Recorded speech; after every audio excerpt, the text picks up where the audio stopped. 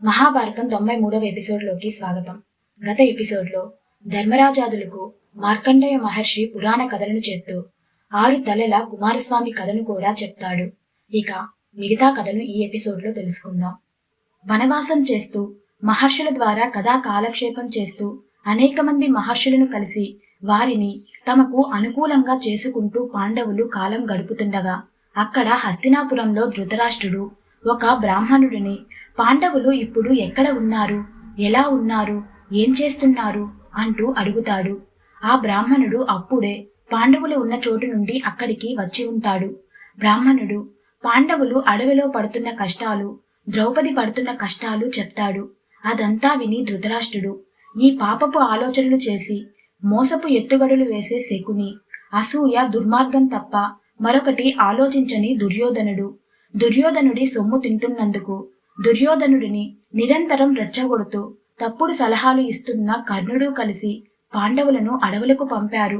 అయినా వారిని అని ప్రయోజనం ఏముందిలే, నా మనసులో ఉందే కదా వారు చేశారు. అయినా ధర్మరాజు మంచి బుద్ధి కలవాడు, నా తప్పులను పట్టించుకోడు. అర్జునుడు కూడా అన్న ధర్మరాజునే అనుసరిస్తాడు. కాని భీముడు మాత్రం కోపంతో మండుతున్న సూర్యునిలా ఉంటాడు. అతడు తప్పకుండా నా రాజ్యాన్ని, నా పుత్రులను కాలుస్తాడు. అయ్యో, వారి బలం నాకు భయం కలిగిస్తుందే.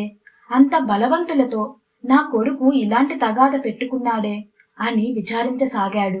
ధృతరాష్ట్రుడు ఇలా విచారిస్తున్నాడని తెలుసుకున్న సబలరాజు శకుని కర్ణునితో కలిసి ఉన్న దుర్యోధనుడికి ఈ విషయం చెప్తాడు. అది విని దుర్యోధనుడు కూడా విచారంలో మునిగిపోతాడు. అప్పుడు కర్ణుడు శకుని కలిసి దుర్యోధనుడికి ఆ పాండవులు ప్రస్తుతం ద్వైతవనంలో ఉన్నట్టు మన గూఢాచారులు తెలుసుకున్నారు. దుర్యోధన, పాండవులు ఇప్పుడు అక్కడ బాగా పేదరికంలో ఉన్నారు. ఏ రోజు తిండికి ఆ రోజు గాలిస్తూ సరైన తిండి లేక చిక్కిపోయి చినుకులు పట్టిన నారచీరలు కట్టుకొని ముఖాలు కలతప్పి అత్యంత దీనస్థితిలో ఉండి ఉంటారు. వారితో పాటు ఆ ద్రౌపది కూడా మాసిన దుస్తులు ధరించి మురికి పట్టిన వెంట్రుకలు వేలాడు వేసుకుని ఎండకు ఎండి వానకు తడిచి చలికి బిగుసుకుపోయి సరైన తిండి లేక బక్క చిక్కి అందం మొత్తం ఆవిరైపోయి మన భవనాలు తుడిచే నౌకరి కంటే అసహ్యంగా ఉండి ఉంటుంది. ఆ స్థితిలో ఉన్న వారిని చూస్తే నీ కళ్ళు చల్లబడతాయి దుర్యోధన. నీ కడుపు మంట కూడా కొంచెం తగ్గుతుంది. వెంటనే నీవు నీ రాణులను తీసుకుని బయలుదేరి పాండవుల దీనత్వం చూసి రావటం చాలా పసందుగా ఉంటుంది అని సలహా ఇచ్చారు. అందుకు దుర్యోధనుడు, ఆహా కర్ణ, నీవు ఎప్పుడు నా మనసులో ఉన్న మాటనే బయటకు తీసి చూపిస్తావు. అందుకే నా ప్రాణంలో ప్రాణం లాంటి స్నేహితుడివి అయ్యావు. ఈ స్థితిలో ఉన్న పాండవులను చూడాలని ఎప్పటి నుండో లోపల కోరిక రగిలిపోతూ ఉంది.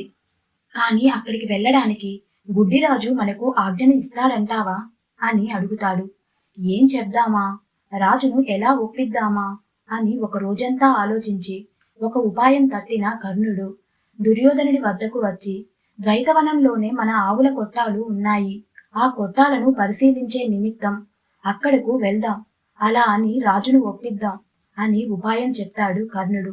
ఈ ఉపాయం దుర్యోధనుడికి శకునికి కూడా నచ్చుతుంది. అలా అయితే రాజు ఒప్పుకుంటాడు అనుకుని శకుని కర్ణులతో తండ్రి వద్దకు వెళతాడు దుర్యోధనుడు. వెళ్తూ వెళ్తూ తమతో పాటు ద్వైతవనంలోని ఆవులను కాచే కాపరుల పెద్ద సమంగుడు అనే వాడికి అన్ని మాటలు చక్కగా నేర్పించి వెంట తీసుకు వెళ్లారు. రాజు ముందుకు వెళ్లి, మహారాజా, తమరి గోవుల మందలు లక్షల సంఖ్యలో హస్తినాపురానికి దగ్గరలో ఉన్న ద్వైతవనంలో ఉన్నాయి. వాటిని వయసుల వారీగాను రంగుల వారీగాను వేరు చేయవలసిన అవసరం ఉంది. లెక్కలు రాసుకోవలసిన అవసరం కూడా ఉంది. ఆ పని కోసం ప్రభు ఎవరినైనా మీ తరపున పంపించండి అని కర్ణ శకునులు ఎలా చెప్పమన్నారో అలా చెప్పాడు సమంగుడు.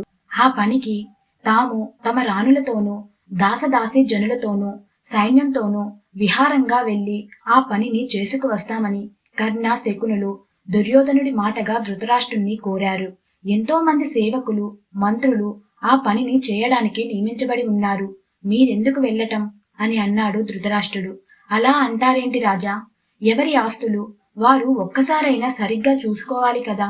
ప్రభుత్వాల ముఖ్యమైన ఆస్తి గోవులే కదా. హస్తినాపురానికి దగ్గరగా వచ్చాయి కనుక చూసి వద్దామని అనుకుంటున్నాం అన్నారు దుర్యోధన, కర్ణ, శకునులు. మీరు ఆ పని గురించే వెళతాననటం నాకు కూడా సంతోషంగానే ఉంది.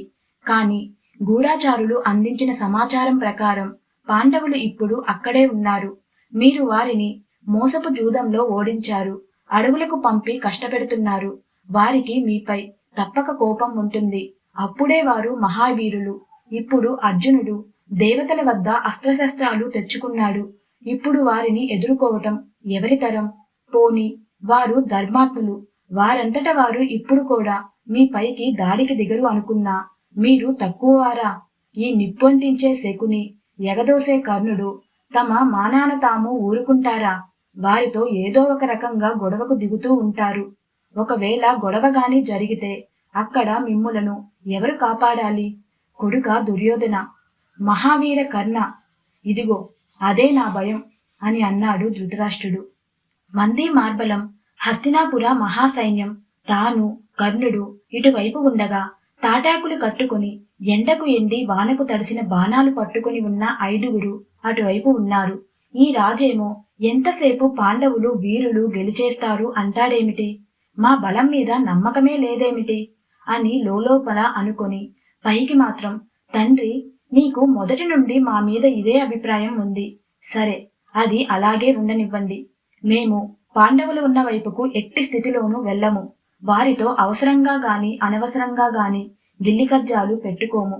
మమ్ములను నమ్మండి అంటూ ఎలాగైనా ఈ పనిని స్వయంగా చేసి రావాలని సరదాగా ఉందని ప్రార్థించి చివరికి ధృతరాష్ట్రుని అనుమతిని సాధించారు దుర్యోధనుడు, కర్ణుడు, శకుని. ఇక మిగతా కథను నెక్స్ట్ ఎపిసోడ్లో తెలుసుకుందాం.